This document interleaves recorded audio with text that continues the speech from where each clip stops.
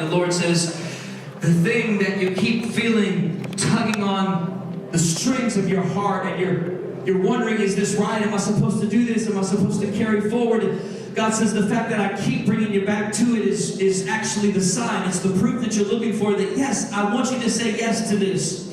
God says, yes, it will require faith, and yes, it will require you stepping out onto something that maybe seems uncertain, but God says, I want you to step out from where you are. Come out from the tent, like Peter, step out of the boat, because I'm going to do a miracle in the very thing that you've doubted. The weight of His glory is so strong on that word. Do you think I'm crazy? I've done all this before.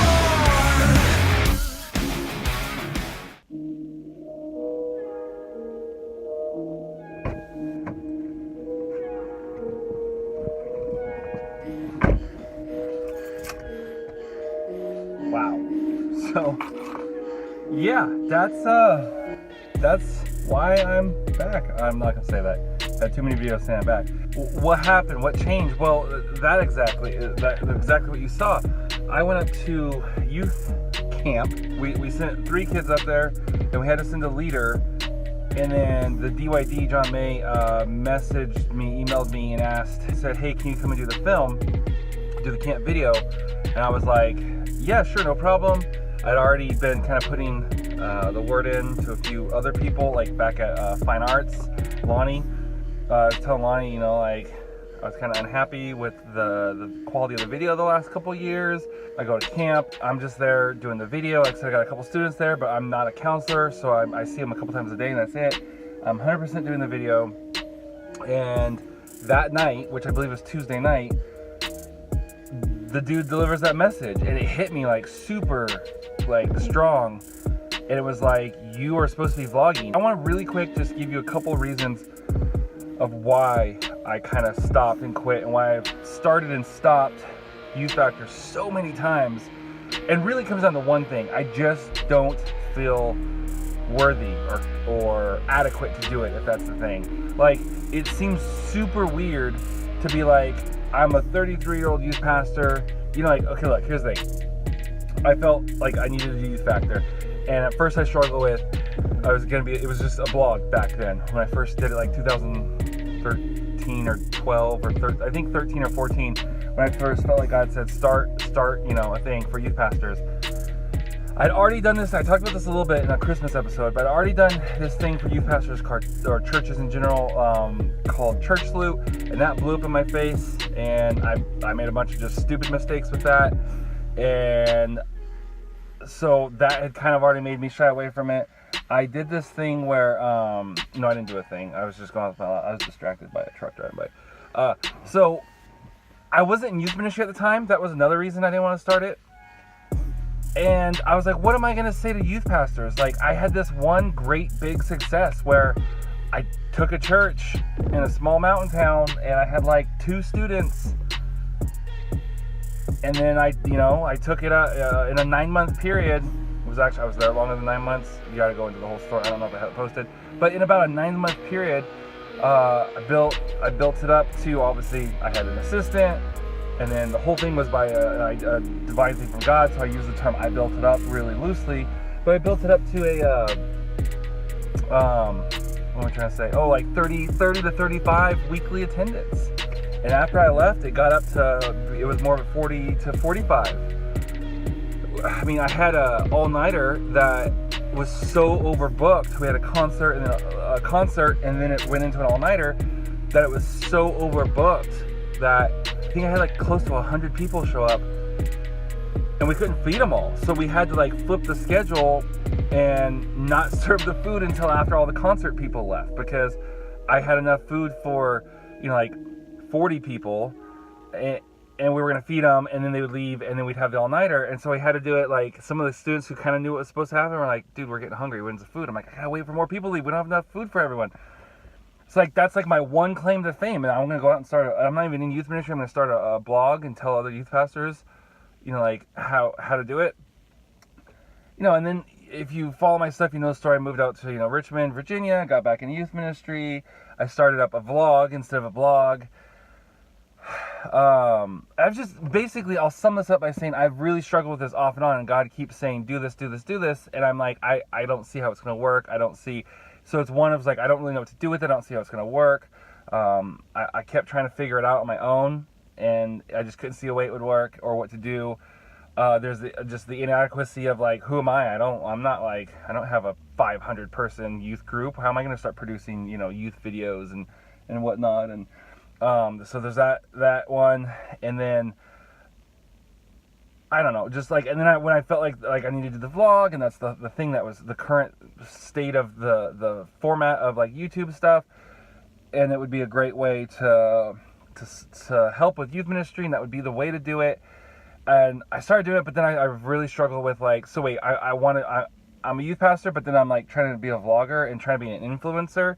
Like, how dumb does that sound? And how arrogant does that sound? And how crazy does it come off sometimes that I'm like vlogging my day and like giving advice and teaching and whatnot. And over the period, I kind of switched my focus from youth pastors to students, but it just has always felt weird to me, and I've been insecure about it.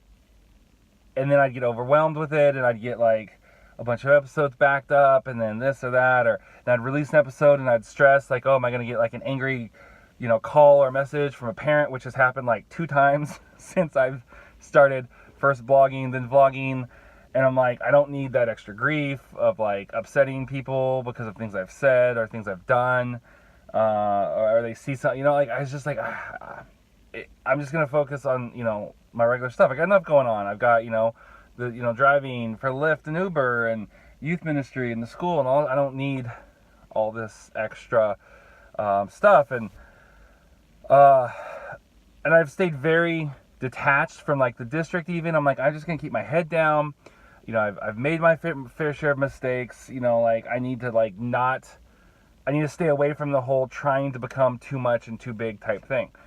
And God made it really clear at camp that like, no, like he's calling me into that. And then the antidote to that, so my issue of who am I, what am I going to do and say, and what if it does take off a little bit and then I go the wrong way and it starts to get to my head, and I do get to be a little bit like, oh, that kind of stuff.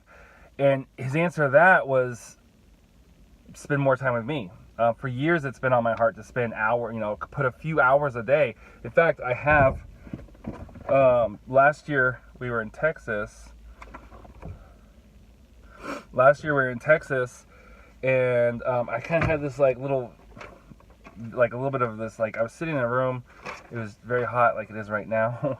And I had this like little vision of like doing youth ministry.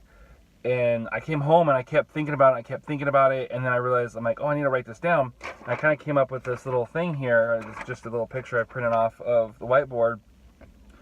And I was 5 principles for, how to govern and to lead how I'm doing the youth ministry. And again, I just kind of put this away. I'd lost this. And as I was getting back into this, about the same time, I found this again. It's not my bookmark, so I don't lose sight of it. And I'm like, this is what I need to do. So, you heard that video. And then I know that if I don't, he'll pass me on and go on, and it'll go to someone else. And then I'll spend the rest of my life knowing that I should have done something for God and I didn't. And I don't want to. What's even more scary than people being like talking behind my back about who does he think he is, and students like making fun of me or whatever because I'm like out there and they're like, he's such a loser, he thinks he's Casey Neistat. More than any of that other kind of stuff, more than the fear even of like getting a big head and moving, walking away from God and just going with believing my own hype, I guess is the way to say it. What's even a bigger fear than all that is the fear of missing God and God having to move on.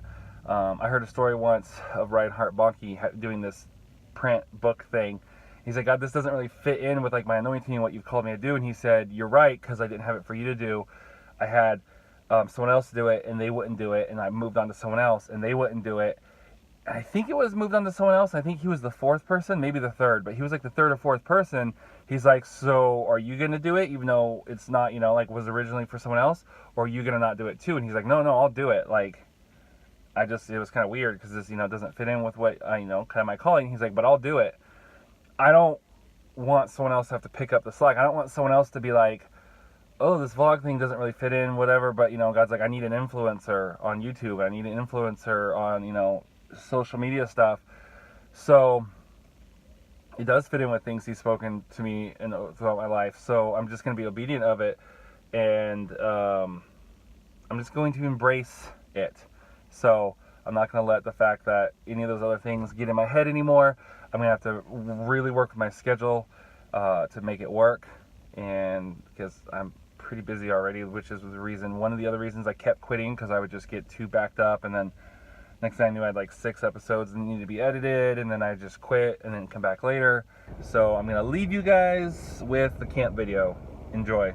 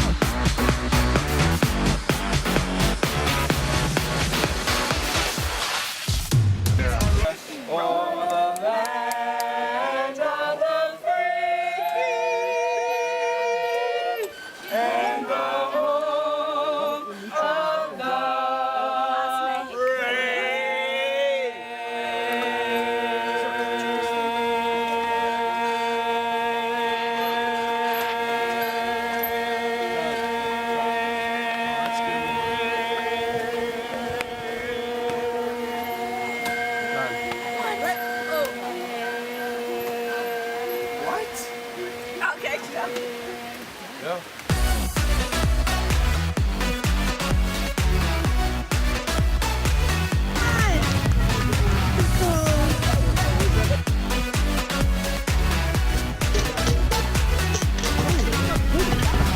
Go, Pete, go, Pete. All right, be ready. Go! Pete, go faster. That's all I got, baby! That's awesome! I can cut it now, man.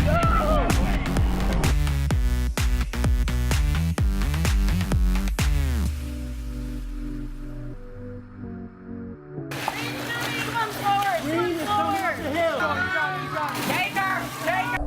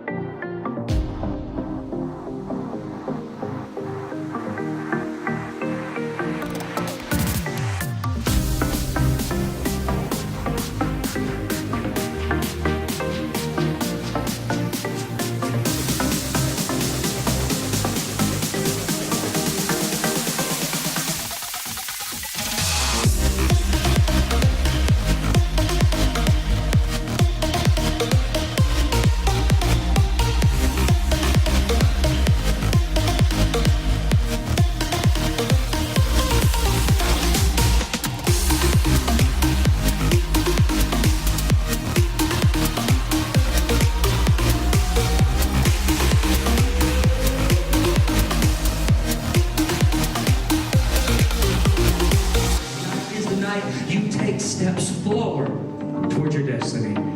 Heads are bowed, eyes are closed. As the band begins to lead us, you can respond in faith.